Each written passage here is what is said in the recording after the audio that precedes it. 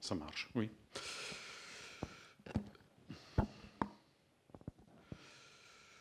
Le mythe au cinéma. Dialogue et réécriture.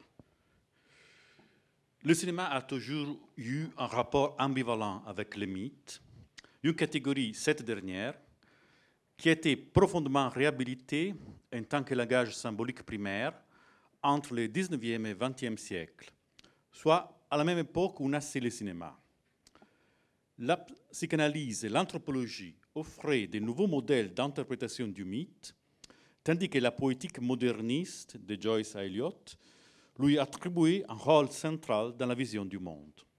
Qui plus est, en tant que jeune art à la recherche d'une légitimation, le cinéma ne pouvait pas ne pas s'adresser aux formes les plus anciennes et traditionnelles des contes populaires, se réappropriant des faits de ses illustres ancêtres, par exemple des genres théâtraux profondément inscrits dans leur communauté d'origine, comme la tragédie grecque ou élisabéthaine.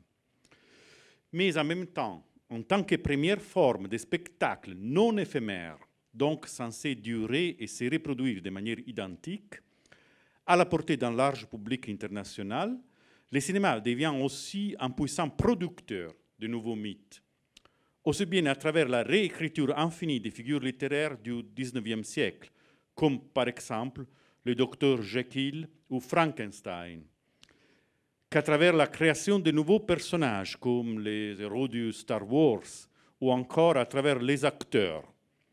Si l'on pense au caractère évanescent du signifiant cinématographique, constitué d'ombres et de reflets, et non pas de présence physique, et à l'usage qu'il fait du gros plan, qui isole de manière fétichique le visage, on comprendra bien pourquoi des figures telles que Greta Garbo, Marlène Dietrich, Marilyn Monroe ou James Dean aient pu avoir une charge symbolique primaire dans notre imaginaire, amplement exploité par ailleurs par les arts figuratifs, à partir de Andy Warhol.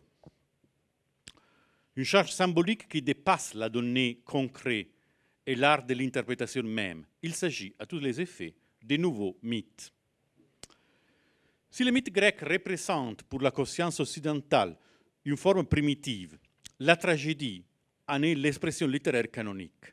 Le genre qui, pendant des siècles, dans les sillons d'Aristote, a été considéré classique par excellence.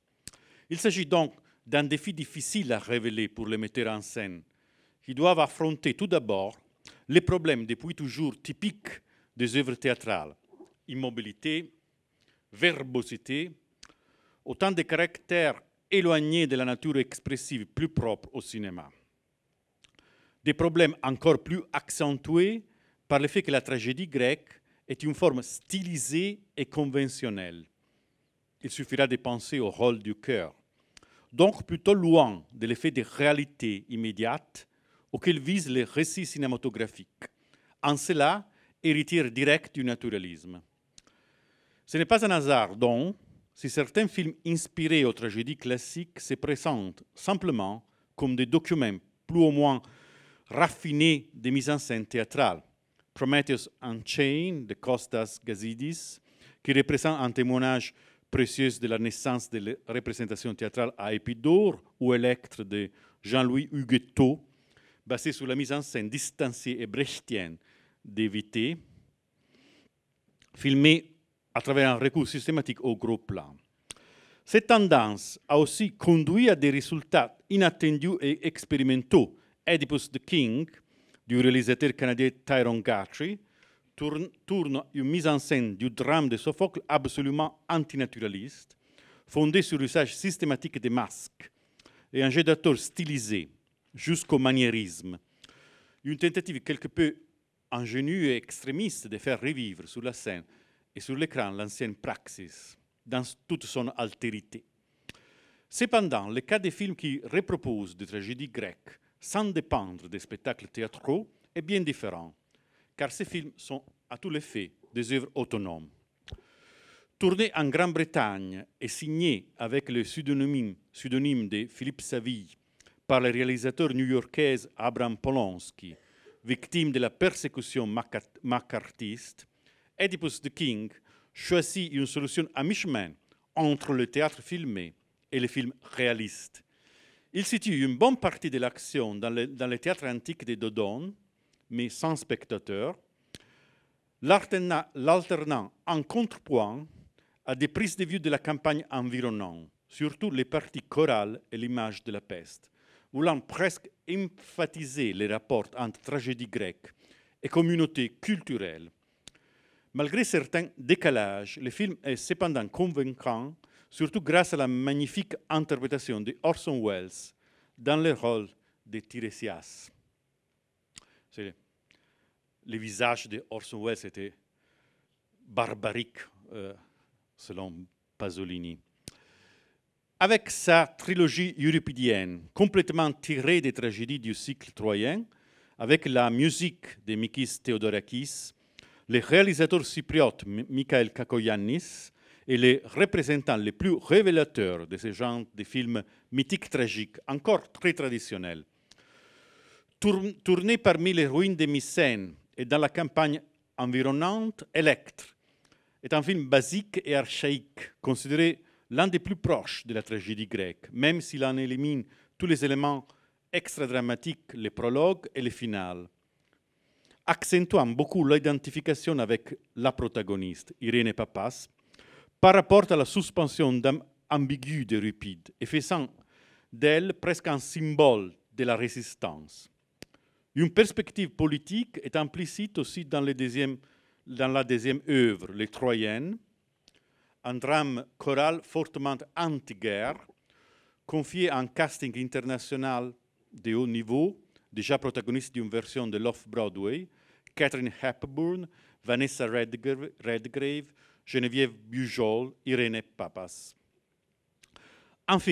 Enfin, en une somptueuse et spectaculaire Iphigénie, termine une trilogie qui, dans son ensemble, tend à rendre Euripide plus archaïque et oratorial, au fond, plus proche d'Eschyle et plus nettement idéologique. La reprise directe de la tragédie correspond par ailleurs à une stratégie efficace, l'actualisation.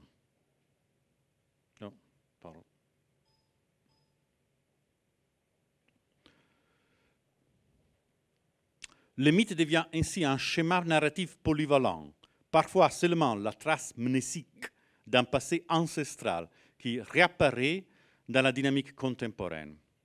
Heureusement, la majorité des films mythiques tragiques évitent l'alternative extrême entre les deux pôles dont nous sommes en train de parler, à savoir la reconstruction archéologique de l'Antiquité, ce qui créerait un effet peu crédible et plutôt kitsch, ou sa modernisation, qui dans la mise en scène théâtrale des dernières décennies est devenue une convention plutôt facile.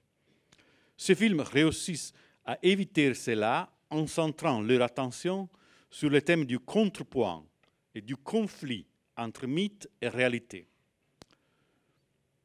Jules Dassin, réalisateur américain qui, suite au macartisme, s'exila en France, dans sa Phèdra, choisit la voie du mélodrame, un genre à succès au cinéma. Écrit par la scénariste grecque Margherita Liberaki, sans aucune référence directe aux versions canoniques Euripide, Sénèque, Racine, le film remplace les figures héroïques du mythe par des personnages de haut bourg. Le roi d'Athènes, Thésée, devient un puissant armateur grec, tandis que la passion de son fils Hippolyte pour la chasse et la virginité finira par se transformer en hypersensibilité névrotique d'un jeune peintre, Anthony Perkins, dans l'une de ses caractérisations typiques, liée de manière obsédée à une voiture de course qui joue le rôle du monstre marin, du mythe. L'amour de la protagoniste Mélina Mercouri pour son beau-fils est dans ce cas réciproque, ce qui donne vie au couple topique du mélodrame en conflit avec le code social. En outre, on fait plusieurs fois allusion au monde classique à travers les détails du décor, les marbres du Parthénon au British Museum, les chants chorales, qui exploitent magistralement le procédé du clair-obscur. Dans le cinéma qui a revisité l'Orestie, on trouve une tendance générale au renversement en direction nihiliste, qui accommune de nombreuses mises en scène théâtrales, tandis que sur le plan des techniques expressives, on remarque un contrepoint entre mythe et histoire qui va bien au-delà de la simple actualisation. Un premier exemple éloquent est celui de Theo Angelopoulos. Dans La reconstitution en aparastasie, il affronte la structure narrative typique du retour tragique. Dans ce cas, après l'immigration, pour sonder les traces d'un mythe dans la région la plus archaïque de la Grèce moderne, l'Épire, les films, qui s'inspirent de l'Orestie mais en restent très loin, s'en servent comme d'un symbole archétype, présente tous les caractères et les stylèmes qui animeront les grands chefs-d'œuvre successifs. L'usage obsessionnel du plan séquence, le silence comme procédé poétique, le symbolisme animal, la valeur politique du mythe.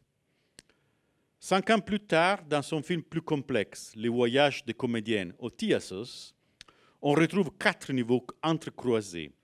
L'histoire de la Grèce entre 1939 et 1952, le vie de la troupe de théâtre itinérant, la représentation du drame pastoral La Bergère, et enfin, presque comme une structure sous-jacente qui parcourt toute l'intrigue, l'archétype de l'Orestie, limité surtout à son moteur initial, à savoir le départ pour la guerre de Troie d'Agamemnon et son meurtre au retour.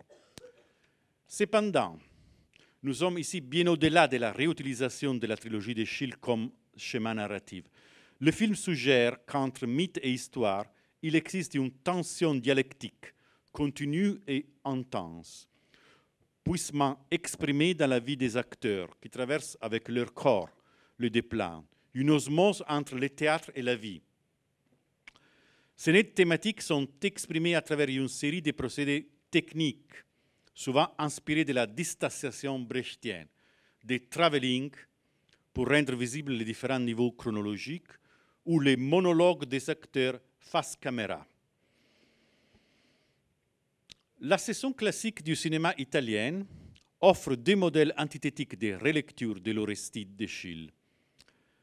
Dans Sandra, Vague stelle dell'Orsa, Luchino Visconti utilise le mythe des Atrides comme trace mnésique allusive, dans un film où coexistent des différents modèles littéraires, dont le roman Forse che sì, forse che no de D'Annunzio, surtout en ce qui concerne le choix de Volterra comme lieu de tournage et l'usage symbolique du paysage et du passé étrusque.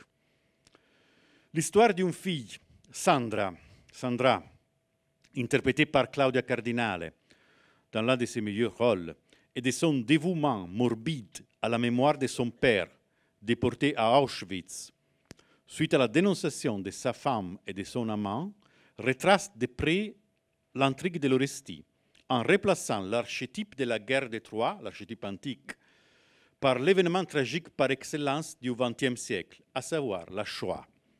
C'est une opération complètement implicite. Les signes explicites du premier scénario ont été éliminés, qui rappellent de près le drame d'Eugène O'Neill, Le deuil cède à Electre, Morning Becomes Electra, adapté au cinéma par Ben Nichols, une transposition de la trilogie d'Échille à l'époque clé de l'histoire américaine, la guerre de sécession.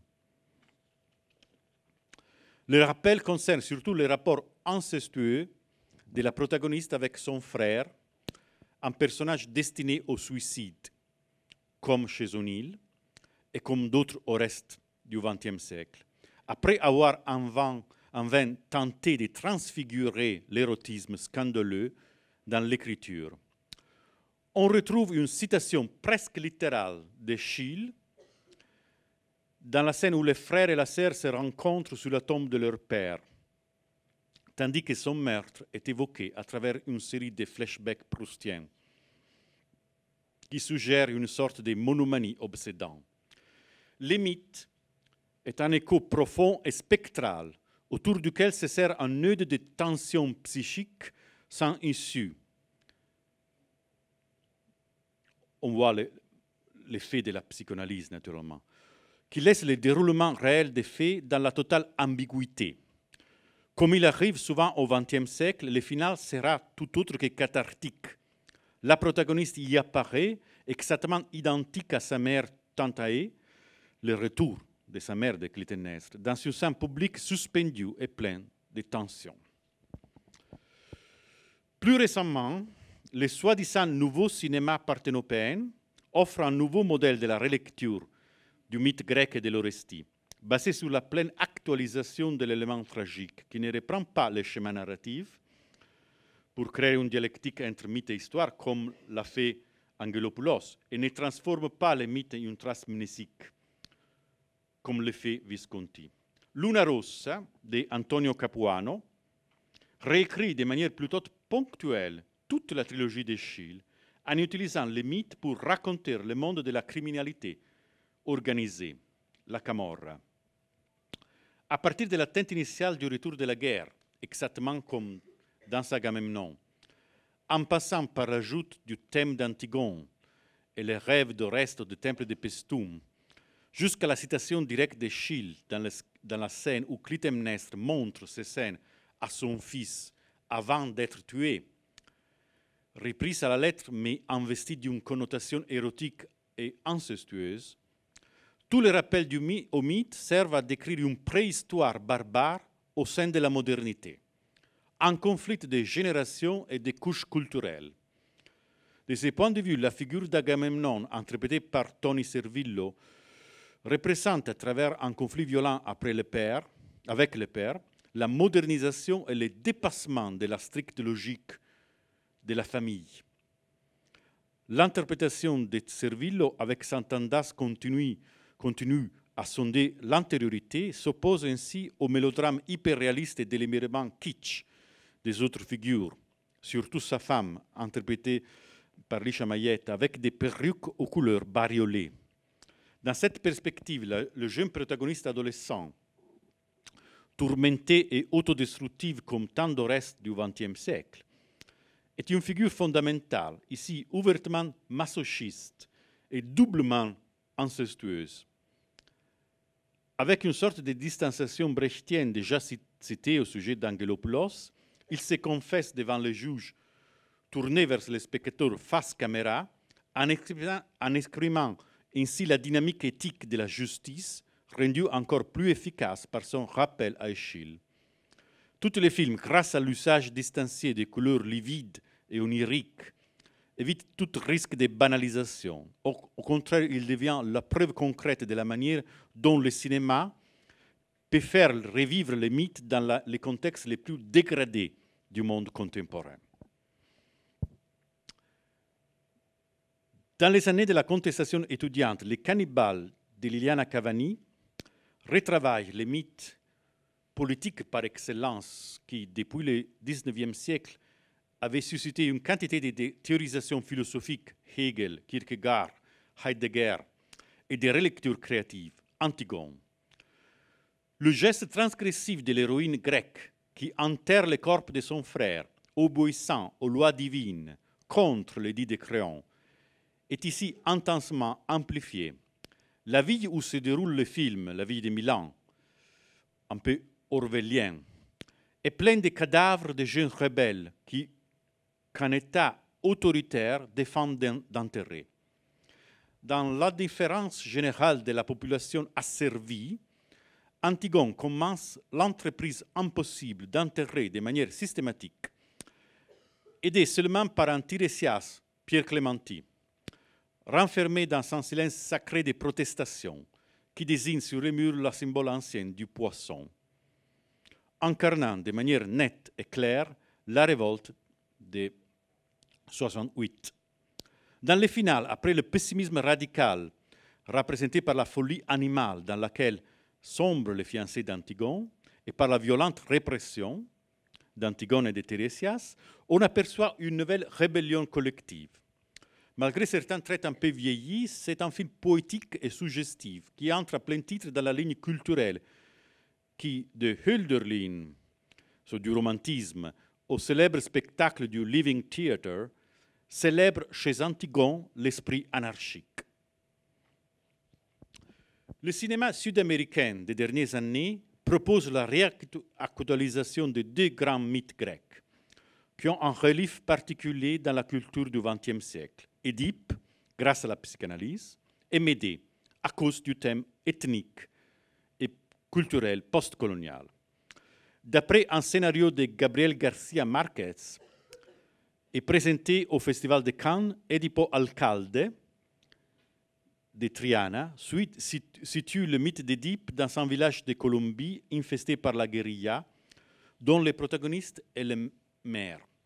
Ainsi s'entretient la réécriture sur le noyau thématique du pouvoir, central chez Sophocle aussi. Néanmoins, le thème privé de l'inceste et la figure de Jocaste occupent une grande place, ainsi que le rôle sacré de Tiresias. On voit les mêmes figures, naturellement, dans les mythes. À son tour, présenté à Cannes, C'est la vie, Así es la vida, d'Arturo Ripstein, est une transposition moderne du mythe de Médée, en particulier la version de Sénèque, dans les quartiers pauvres du Mexique contemporain, avec Jason amoureux de la fille du boss local, Médée occupée à faire des maléfices et à pratiquer des avortements clandestins, une russe folle et misanthrope, et le cœur l'emplacé par une vieille télé et par les chants d'un groupe de mariachis. L'opération risquait dérouiller le langage symbolique du mythe en pur fait divers. Et en fait, les faits divers sont pleins d'épisodes semblables. Il y a un film de Jules Dassin et Dream of Passion sur Médée comme faits divers. Mais le film est sauf grâce à son style basique, à l'interprétation magistrale et à une certaine distanciation des fonds. En particulier, ressort la scène de la vengeance envers la rivale, tournée comme chez Pasolini, à travers une fantaisie hallucinatoire, le début qu'avec les monologues de Médée et d'Euripide à Corneille à Heiner Müller, les monologues caractérisent ces personnages en tant que moyen particulièrement adapté à formaliser son solipsisme tragique, et le final spectaculaire et macabre, un peu splatter, directement inspiré de Sénèque, avec la scène du meurtre des enfants en scène. La passion ambivalente et obsédante que Woody Allen a toujours éprouvée envers Édipe et la psychanalyse l'ont poussé à insérer dans les rythmes de l'une de ses comédies new-yorkaises typiques, Mighty Aphrodite, Maudite Aphrodite, une série d'interventions d'un chœur de tragédie classique grecque, écrit dans un anglais soutenu, situé dans le cadre d'un théâtre grec de Taormine. Centré sur la recherche de la mère biologique d'un fils adoptif, l'intrigue prévoit aussi les figures de Tiresias, Deus ex machina, et un happy end qui rappelle plutôt la comédie ancienne, la comédie des Ménandres. Le problème même de l'actualisation du mythe et des risques que cela comporte sont au centre d'un des films les plus poignants du panorama italien récent, œuvre d'un réalisateur qui, au théâtre, a affronté plusieurs fois la tragédie grecque de manière problématique. Teatro di guerra de Mario Martone. Dans l'histoire du metteur en scène qui veut monter une tragédie grecque, le Sept contre Thèbes d'Eschyle, à Sarajevo, et doit affronter de nombreux problèmes de production, se croisent de nombreux niveaux. La réalité de Naples et des quartiers espagnols comme théâtre de guerre, le vécu des acteurs et l'expérience emblématique des répétitions, la gestion des institutions théâtrales, la gestion politique, et enfin les rapports entre modèle ancien et histoire contemporaine. Un rapport délicat et complexe, comme le prouve l'échec final du projet de monter dans la capitale bosniaque pendant la guerre, le drame grec sur la guerre fratricide, relu à travers une amplification symbolique, encore une fois, du rôle d'Antigone. Une forte tension entre actualisation et universalisation se retrouve enfin dans un film récent inspiré de Médée, Médée Miracle, de Tonino De Bernardi, un réalisateur important de l'underground. Le décor est décidément contemporaine, Médée est une étrangère immigrée en France qui gagne sa vie en chantant dans un cabaret, une magnifique chanson de Nick Cave et Marianne Faithfull, Crazy Love. Dans un palais de justice dessert et spectral, un très vieux créon répète des lieux communs sur la mentalité colonialiste, réussissant ainsi à aligner les droits d'égard de ses enfants. C'est donc un film politique, comme le prouvent les nombreux plans d'incendie dans les rues qui rappellent les scènes célèbres des affrontements dans les banlieues parisiennes, en transformant en même temps le feu en un élément symbolique qui, comme dans la Médée de Pasolini, connote l'univers archaïque. Nous sommes en effet plutôt loin de toute pédagogie. Le style est allusif, elliptique, élégiaque et exploite de manière systématique différentes techniques de distanciation, comme par exemple la division en épisodes numérotés, typiquement Nouvelle Vague, la coupe au noir entre des moments dans le même dialogue, les passages improvistes au noir et blanc.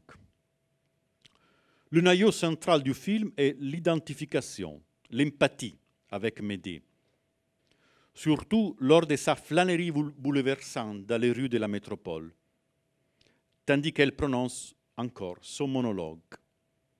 Isabelle Huppert, qui avait interprété ce rôle plusieurs fois au théâtre, incarne parfaitement ce regard déchiré, une Médée qui réagit à la trahison d'un Jason bizarrement souffrant et compatissant, avec ses rites de promiscuité sexuelle, mais qui ne retrouve pas la force d'accomplir sa vengeance, comme dans les mythes. Ces Médées non plus, comme celle de Christa Wolf, Darko Lukic, Reynaldo Montero, n'est pas une infanticide. Le meurtre de ces enfants n'est qu'une tentation qui émerge au moment de sa séparation onirique de l'univers réel, soulignée par une musique que n'entend que la protagoniste, devenant par la suite une fantaisie hallucinatoire qu'elle répète à elle-même de manière obsessionnelle, fixant ses mains ensanglantées. Une fois encore, le mythe dans le cinéma est seulement rêvé. Il n'est qu'une trace ménésique.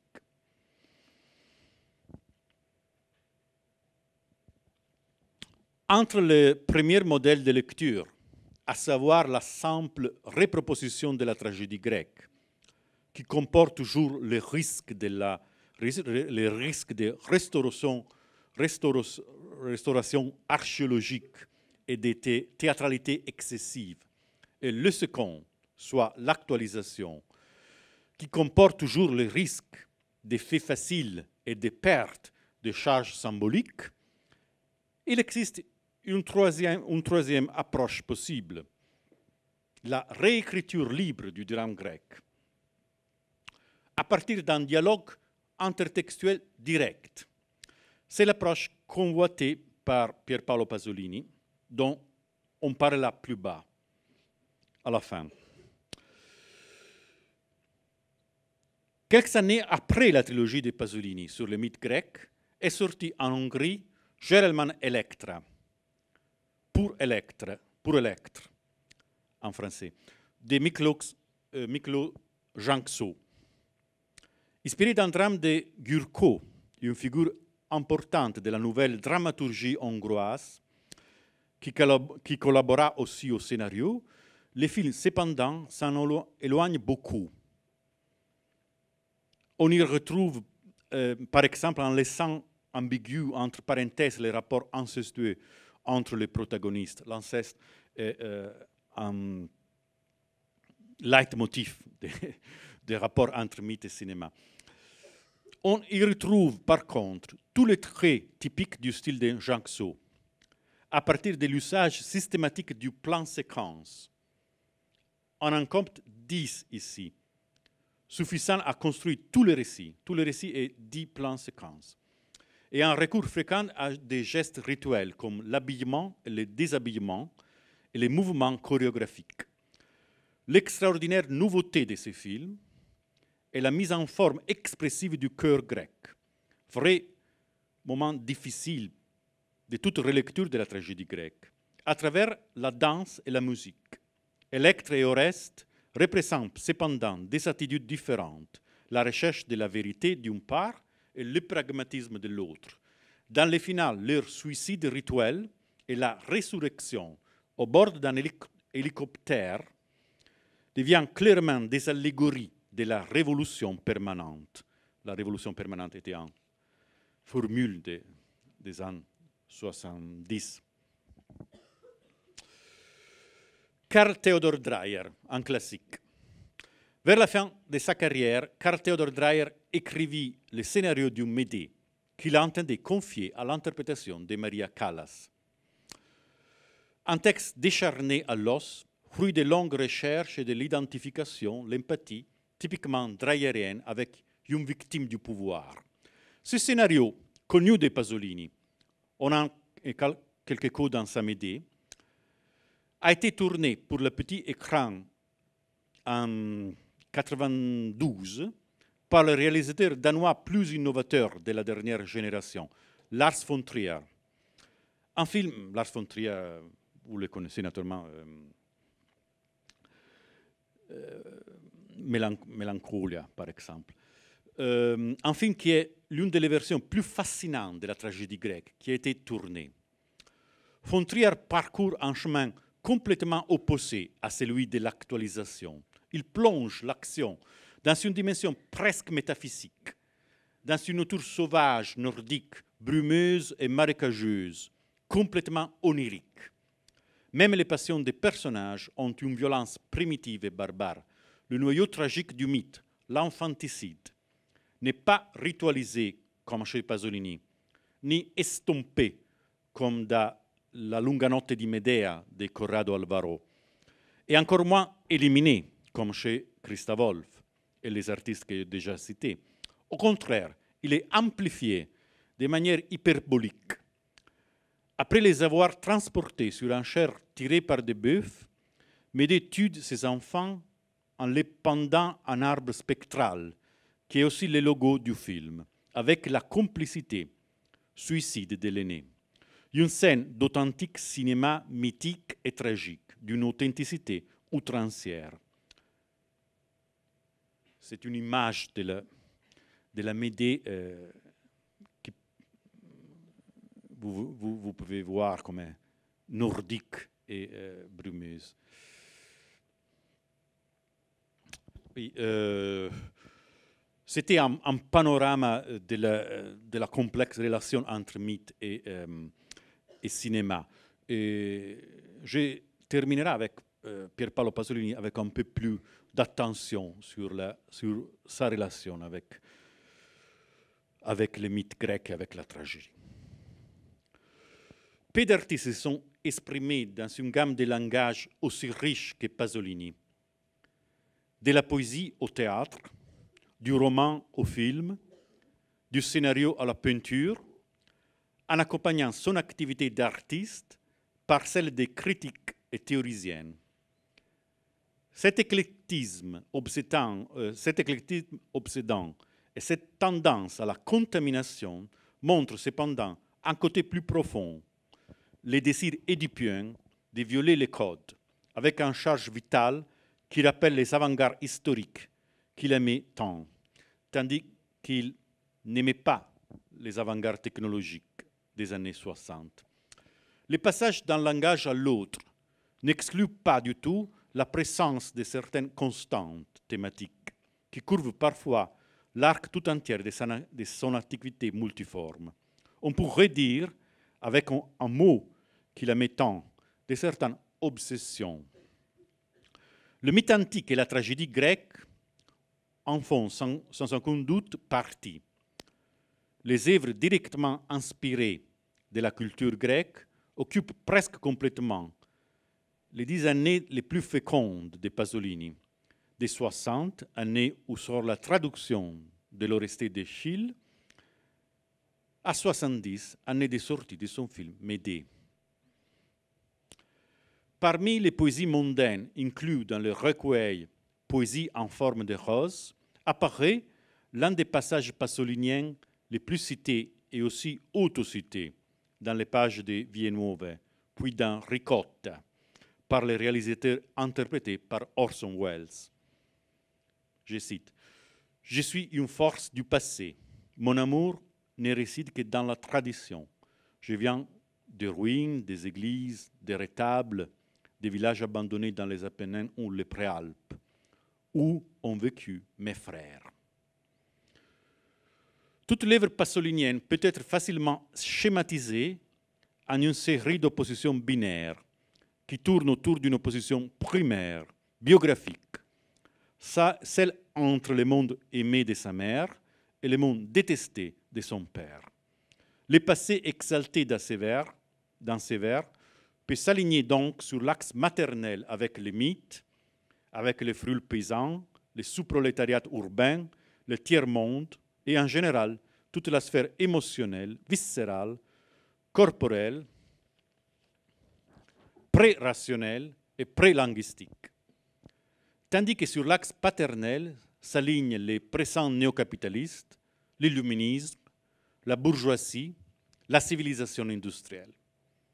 D'un côté, le monde d'Édipe et des oppressés, objet primaire de son Eros, et de l'autre, le monde oppressif de Laios, qui était le père d'Édipe, contre lequel Pasolini se comporta jusqu'à sa mort comme un adversaire et un combattant. Le même contraste qui se crée au moment du passage du monde grec au monde chrétien, entre le Christ humain et différent et le Dieu autoritaire et oppressif. Je parlais plus haut de schématisation, car il serait réductif d'opposer le pôle positif de la maternité au pôle négatif de la paternité dans une sorte de vision manichéenne.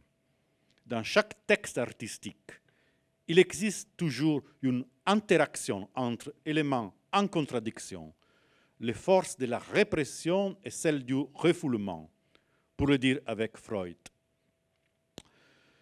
Cela est particulièrement vrai chez un artiste qui a fait de la contradiction sa propre dimension idiosyncratique, en revendiquant le droit à cette contradiction contre tout dogme idéologique.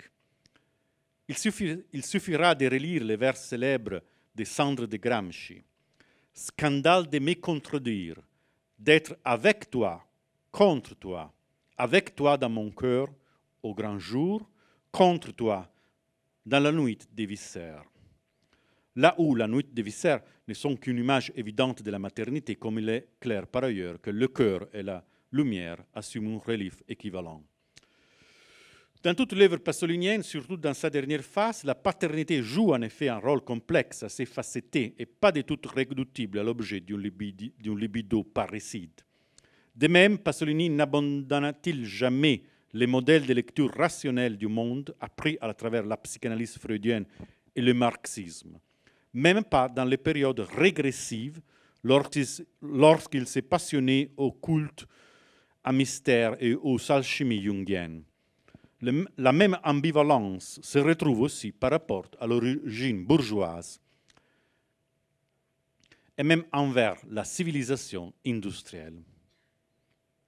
C'est en somme une polarité continue entre corps et histoire, entre chaos et institution, entre chair et pouvoir, pour le dire avec une série de termes très pasoliniens.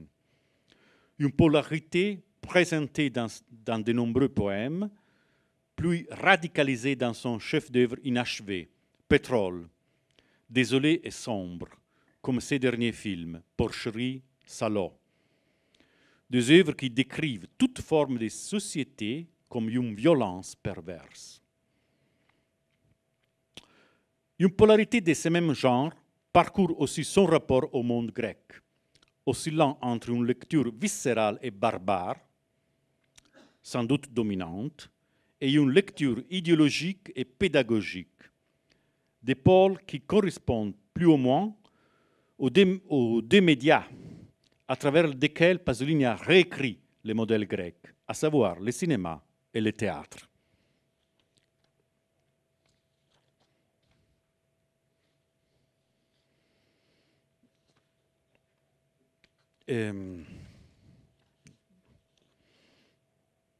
Pour Pasolini, le cinéma, je cite, est un art irrégulier, onirique, barbare, prégrammatical, corporel, soit un art dans lequel s'exprime au plus haut degré sa tendance régressive vers l'enfance, avant les complexes d'Édipe, soit avant l'obligation de connaître, vers un Éden hors de l'histoire.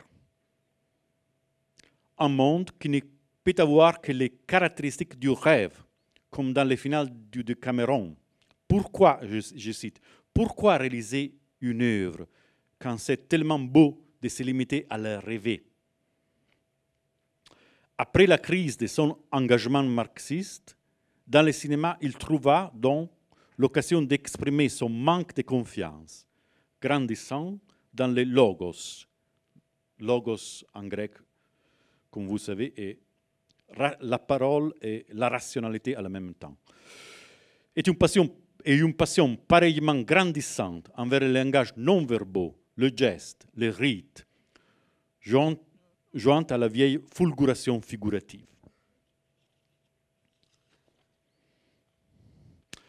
Tout cela, naturellement, est d'autant plus valable pour un cinéma qui se veut libéré de la conventionnalité narrative. Et à ce propos, Pasolini cite souvent une série de classiques, Dreyer, Mizoguchi, Chaplin, Rossellini, sur lesquels il modèle son style de tournage particulier, qui prennent ses distances aussi bien du néoréalisme que du grand modèle post-néoréaliste, Fellini, considéré trop artificiel, ainsi que de la recherche contemporaine d'Antonioni et de la Nouvelle Vague, qui lui-même avait codifié comme cinéma poétique, cinéma de la poésie.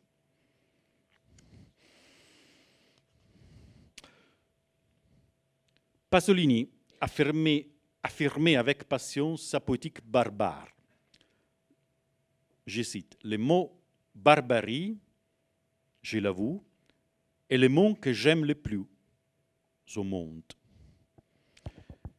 Il y a sans doute un fond romantique et décadent dans cette exaltation de la barbarie, comme dans l'illusion de posséder la réalité au-delà des codes.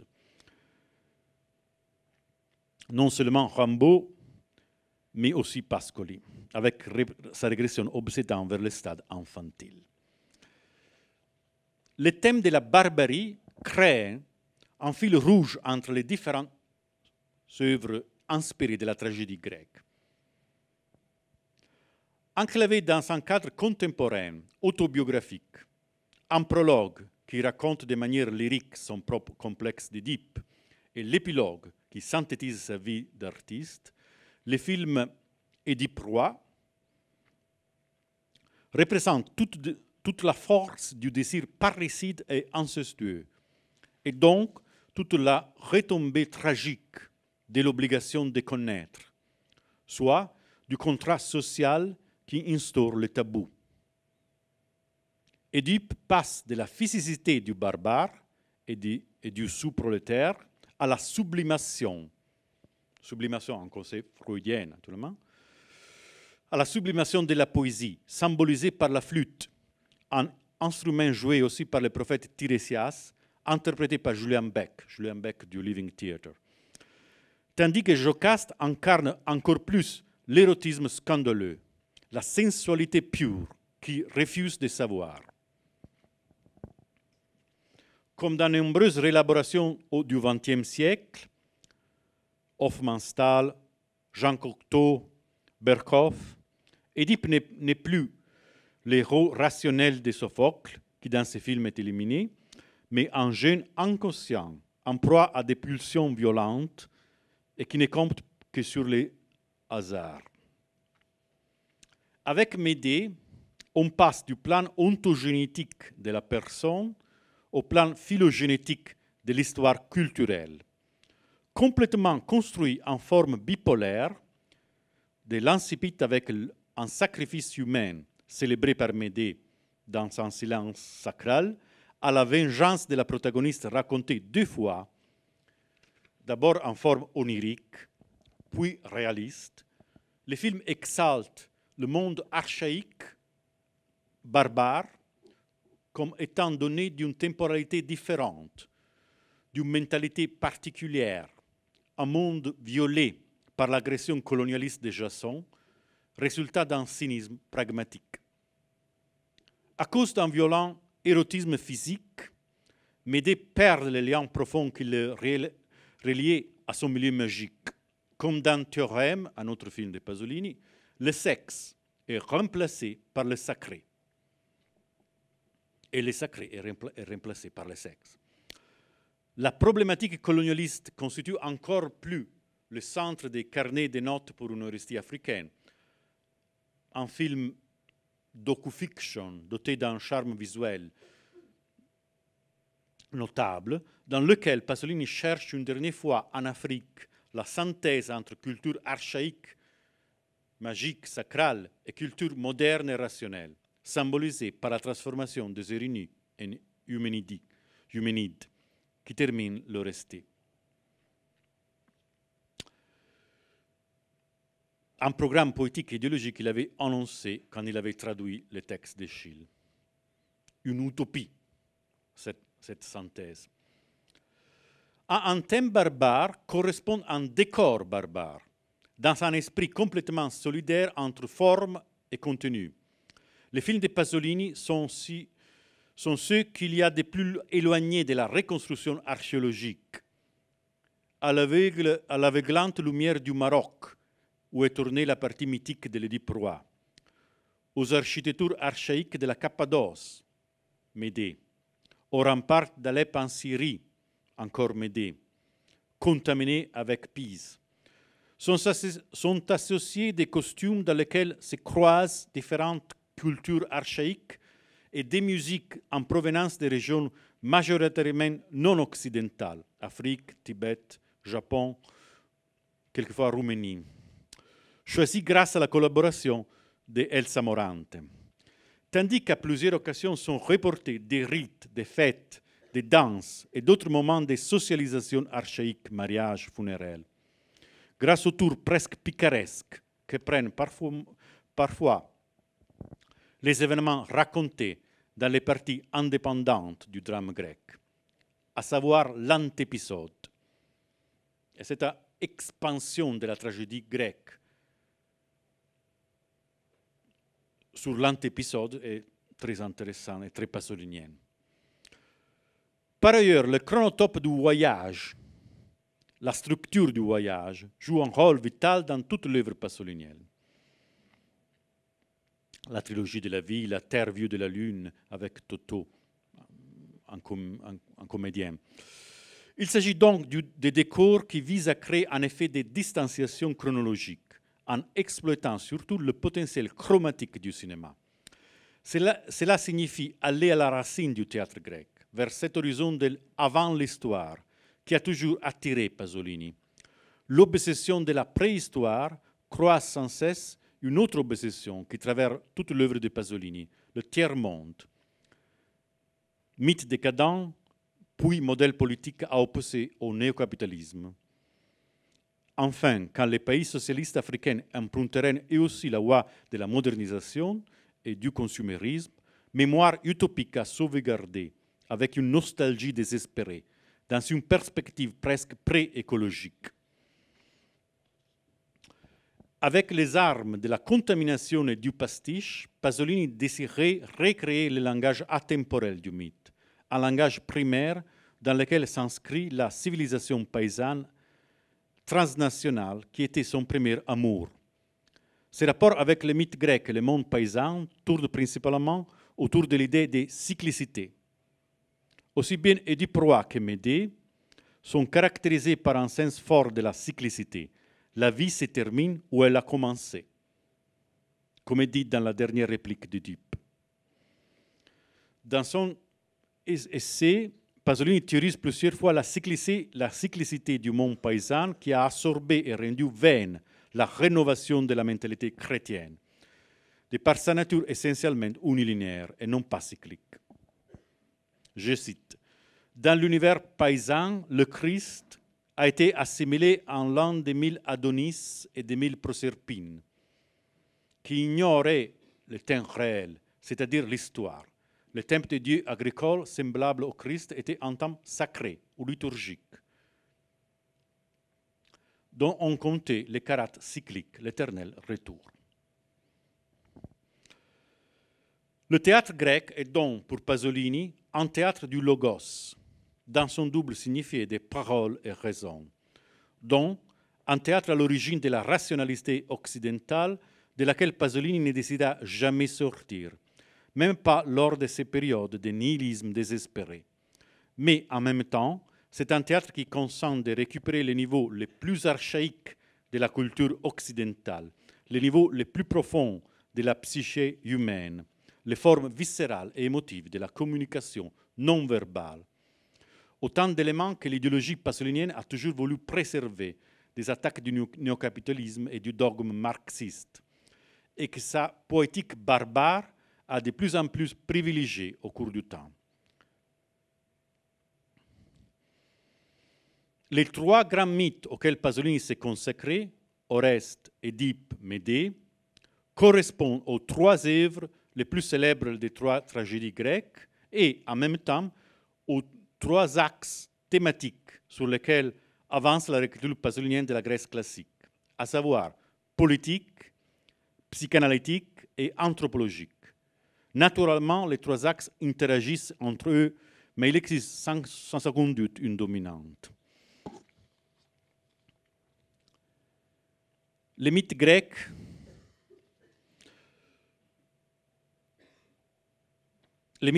est un thème dans lequel prend sa forme un aspect profondément ancré dans l'univers multiforme de Pasolini. La recherche d'un langage qui puisse saisir les mystères ontologiques du réel. Ce mystère qui, au contraire de l'énigme, il y a une opposition, un contraste entre mystère et énigme. Le mystère ontologique du réel, c'est un mystère qui, au contraire de l'énigme, ne peut pas être décodifié par la raison. C'est la différence. Un langage qui ne vise pas à la reproduction mécanique de la réalité et qui reste éloigné du naturalisme. La poétique de Pasolini s'en sert de manière plutôt personnelle et innovante dans une recherche obsédante des réalismes, commune à une grande partie de la culture italienne de l'époque. Personnelle et innovante, grâce au côtoiement incessant des mythes et réalités, le contrepoint mythe et réalité. En fait, Pasolini veut s'approprier de la poésie qui est déjà inscrite dans la réalité, l'émouvante ambiguïté des choses, que les mots transforment en des pures conventions. D'ici découle l'intérêt sémiologique pour le langage non-verbaux et l'idée hérétique d'une sémiologie de la réalité. On parlerait aujourd'hui d'une textualité de la réalité. Dans sa magnifique auto-interview, Il poeta delle ceneri, Pasolini attribue ce pouvoir expressif, et je conclue, qu'il recherchait surtout dans les mythes et dans le cinéma. Attribue ce pouvoir expressif au seul grand langage dans lequel il ne s'était pas exprimé, la musique, exaltée en des termes qui rappellent Schopenhauer. Je cite, « Eh bien, je t'avouerai avant de te quitter que j'aimerais être écrivain de musique et composer de la musique, la seule action expressive, peut-être noble et indéfinie, comme les actions de la réalité. » Merci.